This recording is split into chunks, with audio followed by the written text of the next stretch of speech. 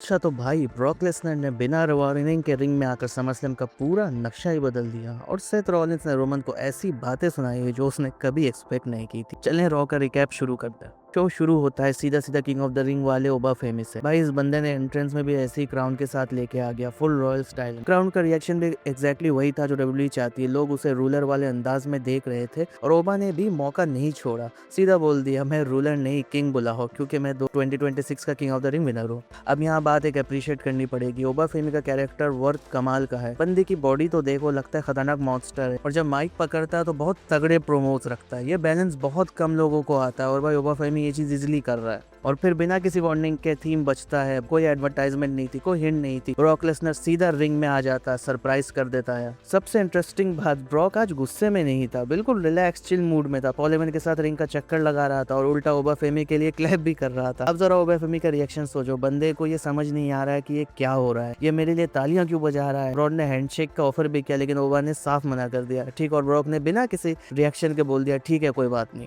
अब यहाँ ब्रॉक ने कुछ ऐसी बातें बोली जेन्युइनली इंटरेस्टिंग नहीं। बोला भाई मैं शोज नहीं देखता, मुझे सब कुछ पॉल हेमन बताता है। रोहमन ने उसे बताया था कि ओबा फेमी ने उनके बारे में बुरा कुछ बोला है, लेकिन यहाँ ब्रॉक का रिएक्शन सेम ही रहा, काम स्माइलिंग बिल्कुल कूल। और फिर एक और इंटरेस्टिंग कन्फेशन, खुद बोल दिया कि मैं प्रोमोज अच्छी तरह डिलीवर नहीं करता, इसलिए हेमन को रखा हुआ है। ऑनेस्ट बात है यार, कम लोग ये एडमिट करते हैं, लेकिन मजा आया आज ब्रॉक लेसनर को देख। फिर एक लाइन ड्रॉप की, टॉक शिट गेट हिट, और जैसे ये लाइन आई समझ आ गया था कि अब कुछ होने वाला है। और फिर वही हुआ, ब्रॉक ने पहले लो ब्लो दिया, के बाद अपना फिनिशर F5 लगा दिया। अब यहाँ एक छोटी सी बुकिंग बात समझना जरूरी है, अगर ब्रॉक लेसनर सीधा F5 मार देता तो ओबा फेमी थोड़ा वीक दिखता है, लेकिन लो दो डाल के डब्ल्यूडब्ल्यूई ने ये दिखाया कि ओबा फेमी को इतने आसानी से गिराया नहीं जा सकता। और सबसे इंटरेस्टिंग बात, ब्रॉक जाते वक्त भी बिल्कुल काम था, जैसे कुछ हुआ ही ना हो। लेकिन भाई ओबा ने चुप बैठने वाला नहीं था, माइक उठाता है और सीधा ब्रॉक को बिच बुलाता है। वही जो ब्रॉक ने उसके पीछे बोला था सामने बोल दिया। ब्रॉक का रिएक्शन फिर भी न्यूट्रल रहा, हल्की सी स्माइल के साथ। और फिर ओबा फेमी ने चैलेंज थ्रो किया, समरस्लैम में 1-on-1 मैच चाहिए। ब्रॉक ने बिना सोचे समझे एक्सेप्ट कर लिया। और फिर ये मैच सिर्फ नॉर्मल मैच नहीं रहा भाई, डब्ल्यूडब्ल्यूई ने स्टिपुलेशन भी डाल दी। ब्रॉक ने खुद का hello in a cell. Honestly सोचो, ब्रॉक लेसनर और ओबा फेमी दोनों ही मॉन्स्टर टाइप कैरेक्टर्स है और उन्होंने अपने हेल इन अ सेल का स्ट्रक्चर में डाल दिया। ये मैच समरस्लैम का एक बहुत बड़ा हाईलाइट बन सकता है।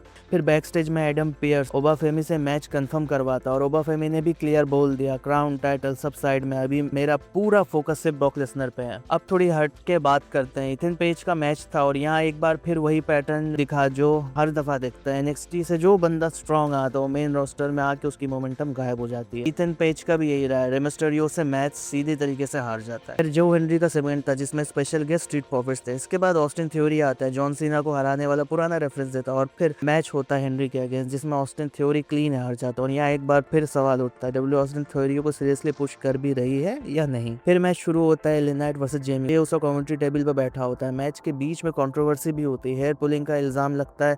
आखिरी में जिमी उसो रोल अप से जीत जाता, लेकिन मैच खत्म होने के बाद एले नाइट अटैक कर देता और फिर एंट्री होती है सोलो सिकवा की। जिमी उसो को स्पाइक कर देता है, जे उसो उसके पीछे भागता है लेकिन सोलो निकल जाता है। भाई इस पूरे सेगमेंट से एक चीज क्लियर है, एले नाइट और सोलो सिकवा का कोई अलायंस बन सकता है, लेकिन यार ये बहुत यूनिक एंगल लग रहा है। अगर ये हो जाए तो बहुत एक अलग एंगल देखना जाएगा। और डब्ल्यूडब्ल्यूई को तो मुझे समझ में नहीं आ रहा कि एले नाइट के साथ कर क्या रही है भाई, इसके साथ करना क्या चाहते हो। हमेशा ब्लड लाइन में फंसाया हुआ, कोई पुश तो दो, रमोन के साथ मैच दो, लेकिन आगे देखते हैं कि इसको क्या टर्न आउट होता है। फिर मैच आता है Chad Gable versus JD McDonald. Wrestling quality के हिसाब से मैच जेन्युइनली अच्छा था, लेकिन असली ट्विस्ट साइड स्टोरी में था। डेनहाउजन ब्रीफकेस लेके आता है जिसमें पैसा होने का हिंट देता है। मैच के बीच जेडी मैकडोनाल्ड एंकल लॉक पे टैप आउट कर देता है और डेनहाउजन अपनी जर्सी वापस ले लेता। फिर ब्रीफकेस खुलता है और उसके अंदर से पैसा नहीं ऑर्डर निकलता है। और अब बात करते हैं इस रॉ के सबसे बड़े सेगमेंट की। भाई रोमन रेंस एंट्रेंस करता है, एक्नॉलेज मी बोलता है, क्राउड एक्नॉलेज भी करती है, लेकिन अचानक थीम बच जाता है सेथ रॉलिंस का और क्राउड होली शिट के चैंट्स लगा देती है। सेथ रॉलिंस सीधा बोलता है हेलो माय ब्रदर, और यहीं से समझ आ गया था कि सेगमेंट किसी फिजिकल फाइट के बारे में नहीं, कुछ ज्यादा डीप होने वाला है। सेथ रॉलिंस अपनी बात शुरू करता है, 14 साल का हिस्ट्री याद दिलाता है, शील्ड के जमाने से रेसलिंग, रेसलमेनिया 41 में रोमन को पिन करने का और रेफरेंस देता है। रेसलमेनिया 40 में अपनी बॉडी सैक्रिफाइस करके कोडीज की हेल्प करने की बात करता है और ये भी याद दिलाता है कि रोमन ने 4 साल के रेन में सबको हराया सिवाय मेरे। फिर रेसलमेनिया मेन इवेंट वाला ग्रेटेस्ट कैश इन रेफरेंस और चेयर से मार के शील्ड तोड़ने वाला मोमेंट भी याद दिलाता है। सीधा सेथ रॉलिंस रोमन को बोलता है मैं तुझे ओन करता हूँ। आखिरी में एक लाइन जो वॉट वेट रखती है,